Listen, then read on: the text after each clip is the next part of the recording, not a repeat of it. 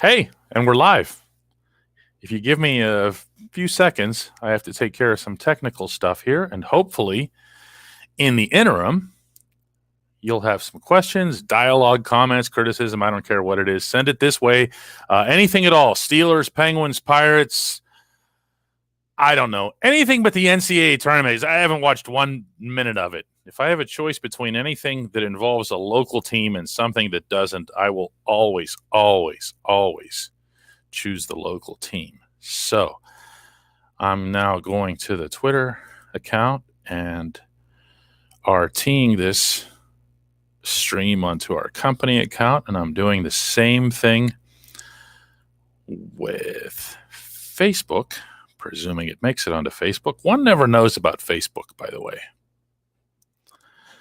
That is a strange and terribly outdated platform. I'm not going to say anything more because they'll kick me off of it. Let's see what I can do here.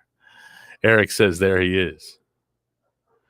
Very shortly here, I will have this stream the whole way up after one share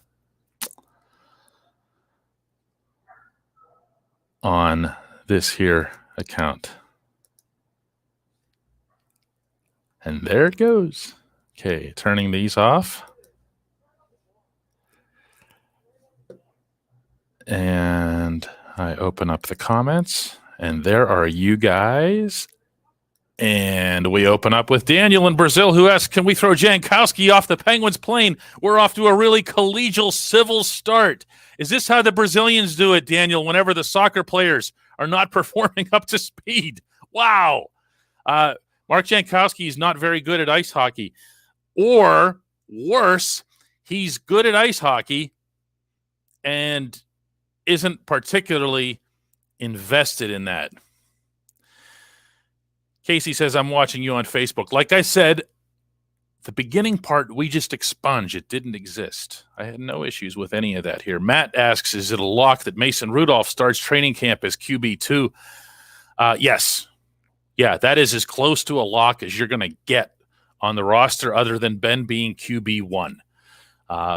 The Steelers, have everything to gain from having Mason Rudolph get as close to a starting role as you can within the context of being a backup to a 39-year-old future Hall of Famer. I think you're going to see more and more of that. More and more of that type of push with Mason. Maybe even some, first team reps beyond what he gets on Wednesdays when Ben sits out. Chris asks, DK, what are the Pens going to do this season? You're being vague. Let's take a guess at what you mean there, unless you want to get back to me. How about that it's about the trades? Are they going to make any trades? That's the thing that we're really looking at here in all likelihood. I would see, and I can definitely see, Ron Hextall and Brian Burke getting together and trying to figure out ways right now, not at the trade deadline, right now, as for what they can do to help this team get through this wave of injuries, because they know and we don't why or how long Evgeny Malkin and Teddy Bluger are going to be out. For that matter, Jason Zucker and everything else. So I think you're going to see. I think you're going to see something. I don't think it'll be significant. And when you hear people talk about, trades, immediately everyone thinks of Jim Rutherford trades. It doesn't have to be that. There actually is. There is a middle ground in there. Injuries are the real problem. iShred says, I like the team. Otherwise, I don't know about that. Put together your fourth line when everybody's healthy, or put together a third line when everybody's healthy. You're still missing that anchor to that group. And by that, I'm probably talking about a centerman. I don't know that that's Evan Rodriguez. I like Rodriguez better on the wing. So I still see there being another piece to come in. Tim Allison says, if a QB falls to 24, Fields or another, do the Steelers pull the trigger or stay with their draft board? They're going to stay with their draft board, I believe, within reason.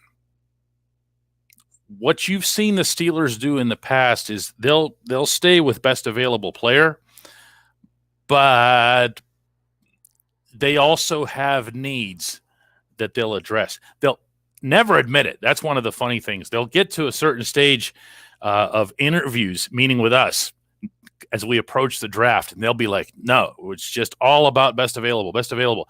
And then you get to draft day, and they're trading up to get Devin Bush. Why? Because they desperately needed an inside linebacker to replace Ryan Shazier.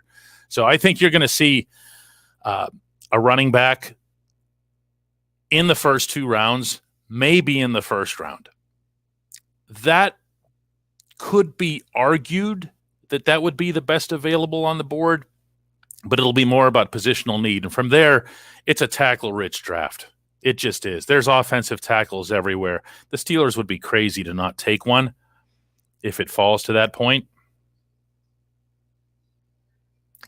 Let's see what else we got here. Richard says player-for-player trades are very common in baseball. Any idea why it doesn't happen as often in football? Oh, that one's easy. Playbooks. When you're in an organization, you've got a playbook, and you've got to learn that playbook. And it takes a long time to do that. And depending on the position that you play, there are either a ton of layers to it or a few layers to it. But mid-season trades in particular are just so rare for that reason, because they know that when they bring you in, they have to just teach you everything all over again, which, by the way, is one of a million reasons that Minkah Fitzpatrick's first season in Pittsburgh was just miraculous. And that first game, I covered it out in Santa Clara, California, was beyond belief in terms of what he was able to achieve out there. He didn't know anything. As he would acknowledge afterward, his teammates would acknowledge, I think he had two classroom sessions with the group, and then they just throw him out there against a team that turned out to be pretty good, the 49ers. And it's a testament to him and who he is. Darth asks, he doesn't ask anything. He says, hey, Dan, really like your new streaming show. It's a great idea. Thanks, man. That's pretty cool. Joey Porter says Ty Domi is the greatest Winnipeg Jet of all time. Ty even play in Winnipeg? I guess he did, huh? Brandon Goss says, is it time for the Pirates to worry about Mitch Keller?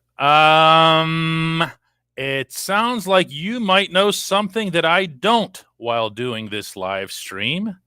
So let me cross over and take a look and see at what's happening right now in Bradenton, because I know that Keller was supposed to pitch, and that began 42 minutes ago. So let's see how he's doing.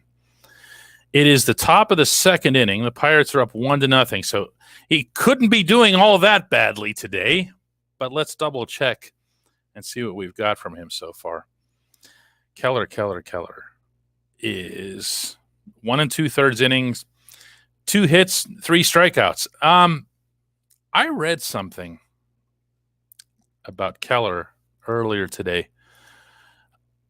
on the Ringer. I had not seen this before. It was an amazing statistical breakdown of Keller's first season in the majors, such as it was. It wasn't that many appearances, and how incredibly unlucky he was. How all these batted balls just miraculously found holes or squibbed through the infield.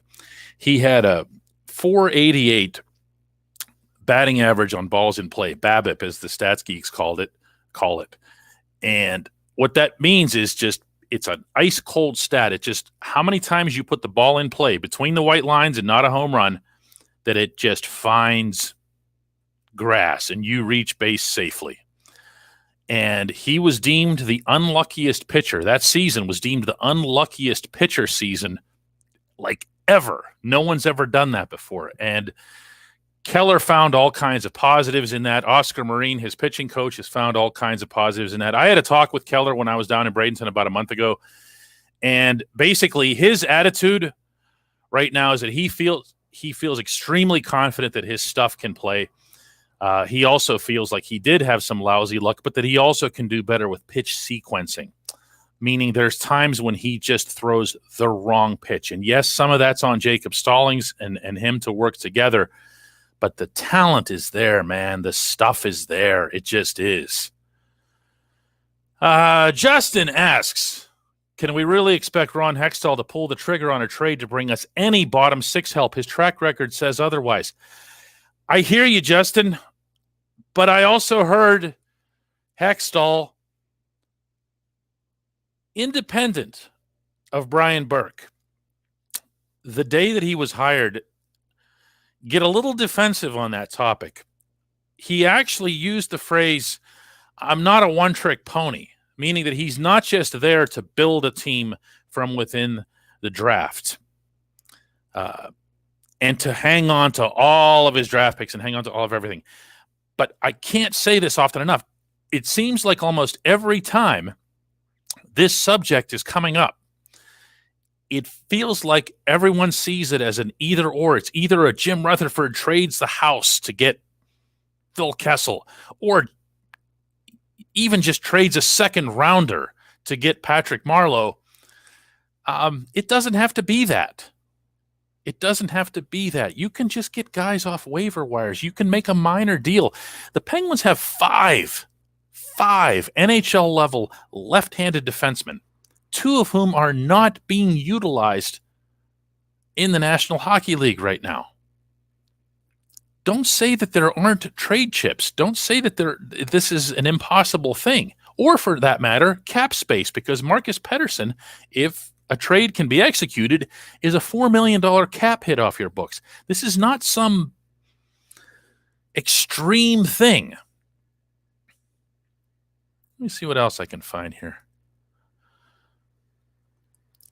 Tim says, besides Hayes, Reynolds, and Gregory Polanco, what will be the key to a solid Bucks offense? Well, if Adam Frazier sticks around and keeps hitting .577 as he's doing currently, I would say that'd be a key.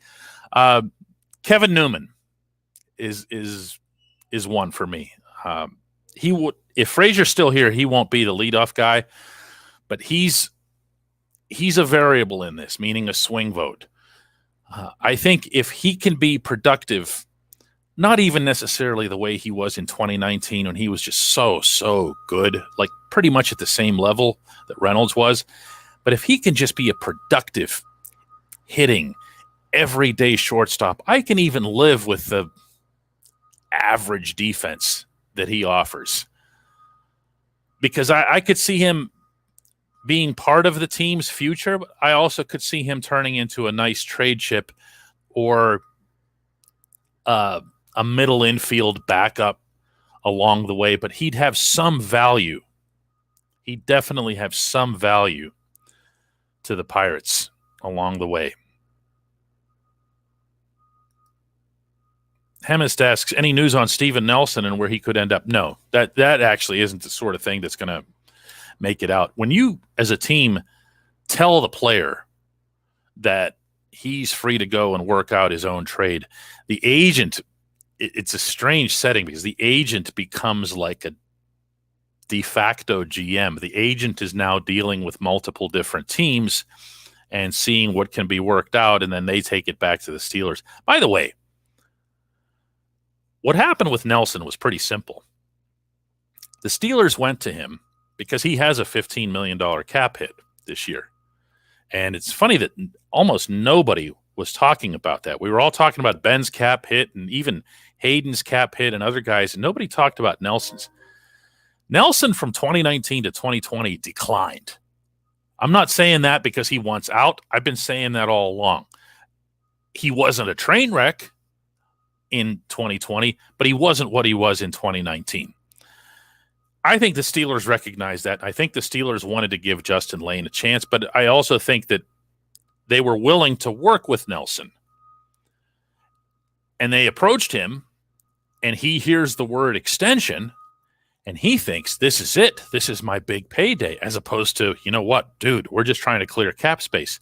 And when the Steelers hear him and or his representation to throw out these comparables, they're like, get out of here. That's what actually happened. Dana asks, I think the Pirates are going to surprise people and be more competitive than the nutting/payroll crowd think they will be. Not expecting miracles, but barring injuries, I think they may approach 70 wins this season. What say you on the competitive state of this team? I have no idea, Dana. I also do feel like throwing in a little caveat there that the nutting/payroll crowd includes me. The nutting/payroll crowd probably includes almost everyone who follows the team closely. My only issue with the nutting/payroll crowd, as I think you're defining them, is, wow, once in a while, talk about something else. You know, I mean, we're having fun here already today, bringing up actual baseball dialogue. Anybody who wants to actually talk about nutting/payroll or rip the guy or rip the payroll, go nuts, man. I'll have you beat on that count times 10, because I've been doing it longer than anybody has in this town, going back to the very first article I wrote for the Post-Gazette on that subject 15 years ago called Buried Treasure, that ended up being the thing that started getting people around here talking about the Pirates' finances and payroll. I'm not put off by that subject at all. But I want to mix it up too. You know, it's just boring to stay on the one thing all the time. Mike asks, oh, I'm sorry, I didn't answer your question, Dana. I have no idea. I don't know what they're going to be, mostly because I don't think about it. I want to see individual performance. I want to see individual improvement among some of the guys we've already mentioned on this episode. Mike Spagnol asks, DK, are you at all concerned with the lack of depth on the Penguins roster down the middle? Yes! But wait, I'll finish your question anyway. Not only this year, but more looking at the years to come. Thank you. I hadn't thought of that. Maybe I should have finished your question first. I will say that that's a fair thing to bring up.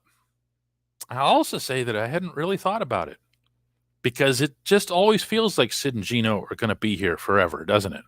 Certainly Sid. And when you see even one of them go down, you realize how exposed the middle is. There are no centers in this system, to my knowledge. And I'm presuming that you know that, Mike, to be asking that question. When you're talking about the handful, if that, prospects that the Penguins have, meaning legit prospects, you're talking about wingers. You're talking about Samuel Poulin, Nathan Legare, Kasper Bjorkqvist. These are all wingers. There's not a solution for that other than the draft. There just isn't. I mean, we can fantasize that they're going to add salary and free agents and so forth, but that's not the Hextall way. It's going to be a slower process. So here's hoping that he's also concerned. Mitch Langenberger asks, Dale mentioned the other day, meaning Dale Lawley, of course, from DK Pittsburgh Sports, the other day that in 29 seasons of covering the Steelers, I thought it was 35. He's in 29? Okay. They've had only 3 losing seasons. Why do you think the fans freak out at the start of every single free agency? Because the Steelers are always late comers to free agency, but I think this one's different. I don't think, with all due respect to Dale, we don't agree on this one. I don't think this is a matter of let's see what it is that they do in free agency, because I don't think that there's anything that they can do in free agency, because they didn't have cap room at the start of free agency, and they don't have cap room now. And even if they get around to restructuring Stephon Tuitt and Chris Boswell and Joe Hayden gets extended and they finagle, I don't know, let's just pull out a number here and say that they get as much as $10 million out of that. That's not going to get you much. You're going to get the starting center maybe that they need, maybe a nose tackle, although I don't even know they're going to pursue that with having brought Chris Wormley back. So I don't I'm not feeling that one. You know, I think this one is different. This freak out is legit on the fans' part. Randy asks, is there a player in this year's first-round draft for whom the Steelers would throw out their plans and move up to get? I've heard nothing of the kind, Randy. And if you think about it, if a running back is the target and there are two guys that you really like, and remember that the Steelers don't always match up with these other teams when it comes to these kinds of judgments. In the Le'Veon Bell draft, there was a player.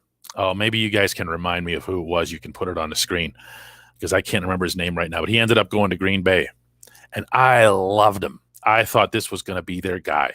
I thought this is absolutely, if the Steelers don't take this guy, it's going to be a big mistake. And they didn't take anybody in the first round. They wait till the second round and they get Lev, and it works out beautifully. The guy in Green Bay, I'm still not seeing anybody come through with the answer here. The dude in Green Bay, he ended up Ed Lacy. There it is. Thanks, Craig. Eddie Lacy was the one, and he was a good player, and he was one of those guys that wowed you in college because he was breaking tackles and stuff. And we all love to say he's a Steelers type running back because all running backs that play like Jerome Bettis, even for a snap or two, are Steelers type running backs. Tim asks, do we know the de facto ace of the pitching staff? Also, how much confidence is there in the bullpen? There's no ace. There's no ace.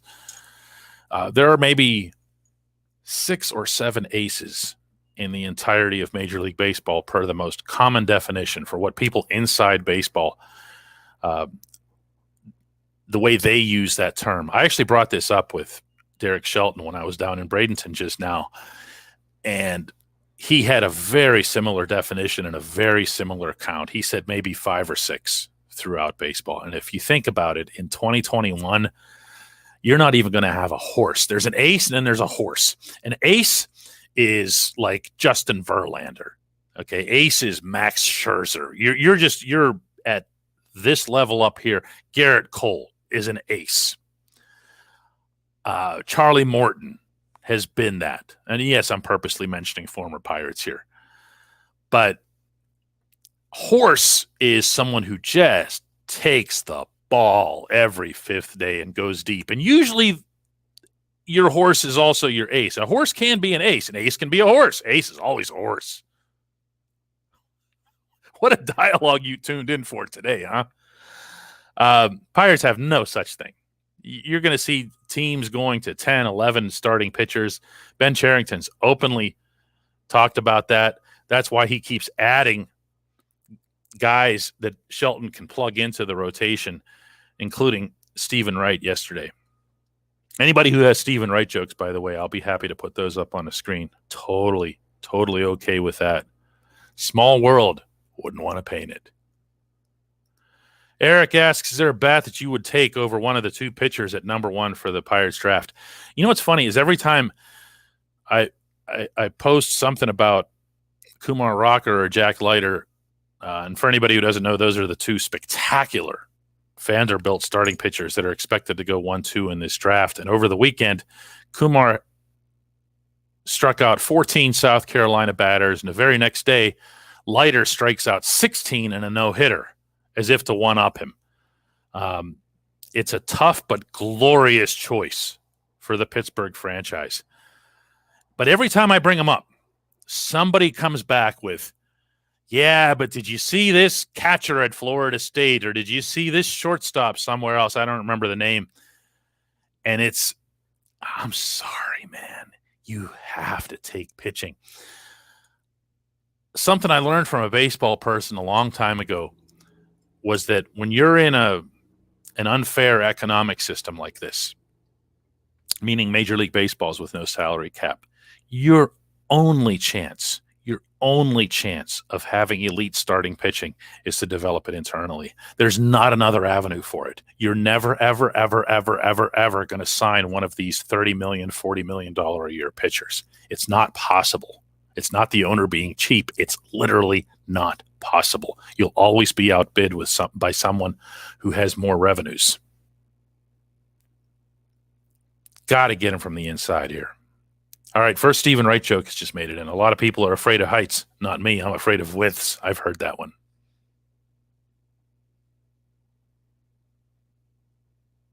Yeah, Michael Nesbitt says there are only two options, rocker or lighter. I'm completely with you, Mike. Now, there's just, to me, there's just, you have the opportunity to draft a franchise pitcher, and you have no other way to acquire this player. You absolutely have to seize it. MD asks, what can the Pens do to right their wrongs in basically trading away all the draft picks for basically forever? Well, don't. I mean, you have to start somewhere. And I think that's what you're going to see principally from Ron Hextall. That doesn't mean he's never going to move a 5th rounder or a 6th rounder or whatever, if that's what it takes as a throw-in. Let's say he trades Marcus Pettersson to someone, and they say, listen, we're taking on a lot of salary here. How about you throw in a late rounder? And he says, okay, well, here's a 6 or here's a 7. That's different. 6 and 7s are big-time crapshoots in hockey. But the days of sending out a 2nd rounder for a month and a half of Patrick Marleau, no. That's got to be done. Even if you believe in this current team with all your heart and soul, you can't do that. You just can't do that. Brian asks, so what you're saying about those pitchers is when they do demand the $30 million, $40 million a year contracts, there's no shot we keep them. No, but that's the system. That's the system. Everybody keeps wagging a finger at the Pirates over this because a lot of people who do that don't pay attention to the rest of baseball. They don't pay attention to the Tampa Bay Rays, to the teams that succeed with low revenues. This isn't made up stuff. It just, this kind of money doesn't exist. If you think that there will ever be a day, Brian, that they can get into some bidding war for a Trevor Bauer, you got to understand that the other side, all they have to do is one-up you by $1 million or $2 million, and you're out. They can do it into infinity. This happened with Jay Happ, this discussion. Remember this in 2016? No, after the 2015 season when Jay Happ became a free agent, and everyone was like, why don't they just outbid the Blue Jays? The Blue Jays are owned by Canada's largest phone company. The Blue Jays had unlimited revenue, and at the time, they were hell-bent on spending it, and they really wanted Jay Happ. So all the Pirates could have done is offered him this amount, and the Blue Jays, and the agent just goes back to the Blue Jays, and the Blue Jays say, nope, here's another $1 million. And it becomes like an auction that you have no chance to win. This is, I know that there's a narrative and a villain in town, but the real villain in the baseball equation is the system. So no, they do not. You cannot keep those guys. You have to rotate them. It's not 1965 anymore. Players do not stay with one team their whole career, especially not in a cap league. In Pittsburgh, I think we get really, really distorted about that because we see the Steelers and the Penguins, keeping Ben Roethlisberger and Sidney Crosby and Evgeny Malkin and Chris Letang, and we go, oh, see, they do it right because they care. No, they're in cap leagues. Does anybody remember what it was like when the Penguins weren't in a cap league? Do you know who had the lowest payroll in the NHL with Mario Lemieux and Ron Burkle as owners in 2004, the last year before the NHL went to the cap? Yeah, it was Pittsburgh.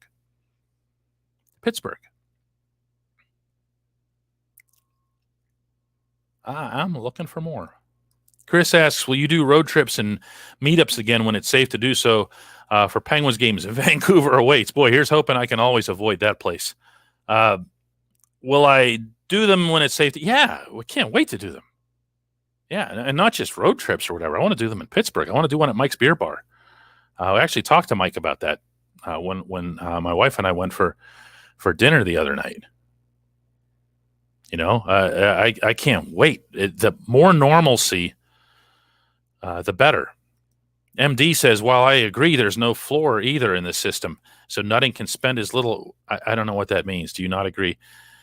You can't have a floor without a cap. There's no cap without a floor, and there's no floor without a cap. Mike, I'm actually going to read your whole thing out so people know what I'm referring to here. While I can agree there is no floor either in the system, so Nutting can spend as little as he wants. Do you not agree that's what's going on? What I'm describing here is a system that is completely broken. Every cap system comes with a floor that's only $20 million away. That $20 million figure applies to the NFL, the NHL, and the NBA.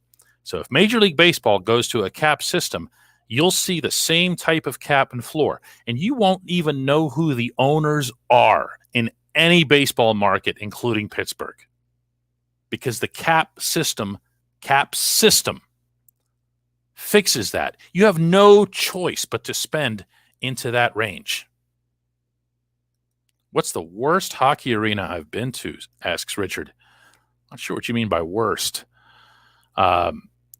If you're talking about ones that are still standing or current, or ones that most need to be taken down with a wrecking ball, it's Calgary Saddledome. And I say that with all due respect to the gorgeous exterior architecture. That place is ready to fall to the ground. And that was before the flood from a few years ago that really, really hit it hard.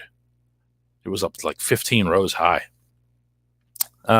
Let's see what else we have here. Jeremy asks, is 265 with 10 or so homers this year a big win for the Pirates with Alford? No. Because, and I say that only because if Alford is hitting 265 and he has only 10 homers, then he's not fitting his own profile. He has raw power. He has real power. This is a big time athlete with real strength and a really violent swing.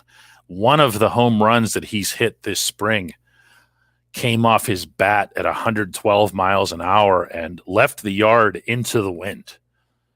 He can hit the ball. So I'm not saying that he's going to do better than this, but I'm saying that with your 265 parameter, his issue for years has just been consistency at the plate. So if he finds consistency, the power will be there. What a fun player that is too. I really, if he's one of those guys where if it happens for him, it's going to be a lot of fun.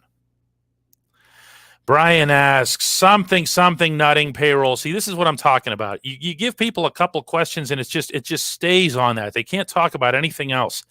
B Hop says, can you see Sid playing into his 40s? Considering his workout regimen, it definitely seems possible. My answer to that is no.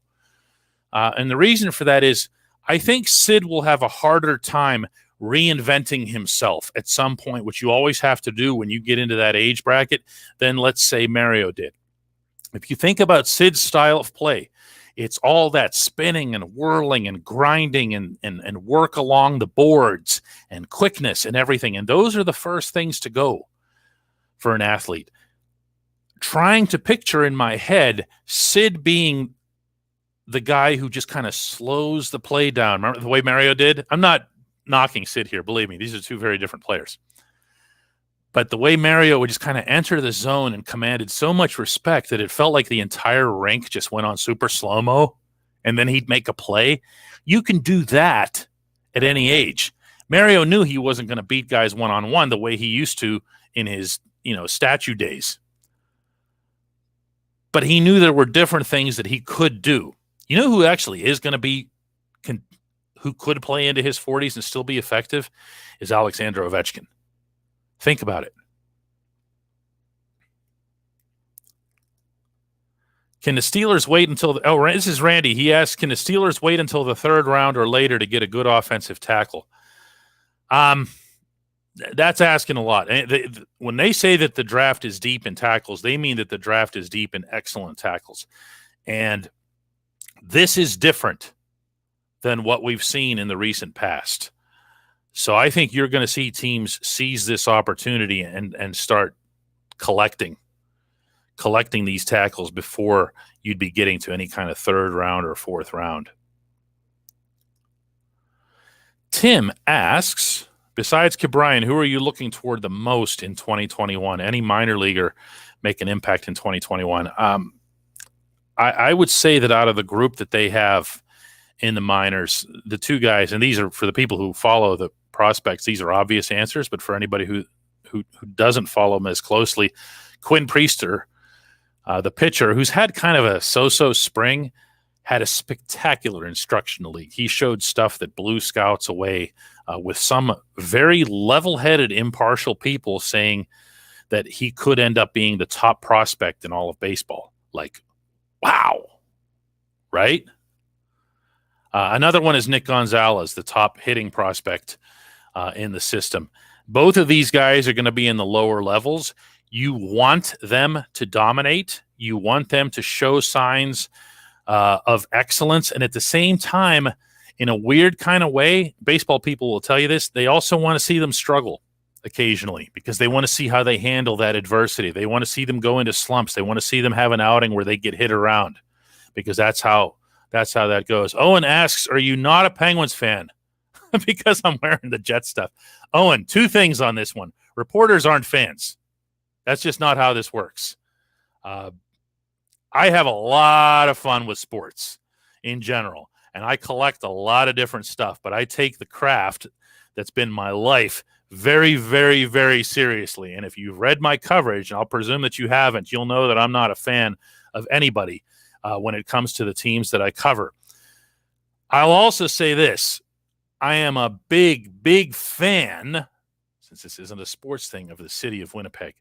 Absolutely love it. If you wonder why, go onto Google and type my name and the words My Winnipeg, and there's a good long story about how that came to pass. Really, really love the place.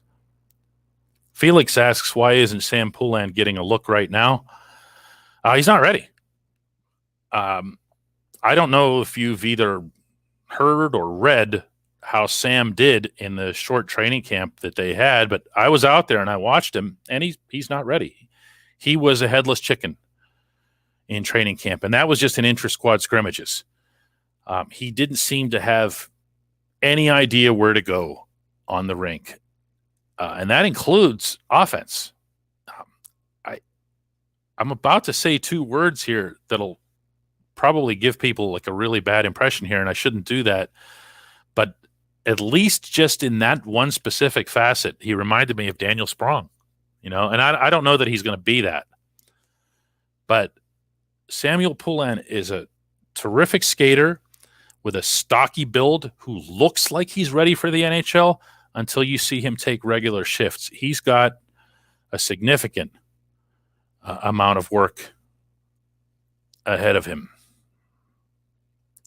Eric says, someone who's impressing with the Pirates and not getting much talk. Oh, that's easy. That's David Bednar. That's the reliever who hails from Butler County, from Mars, PA specifically.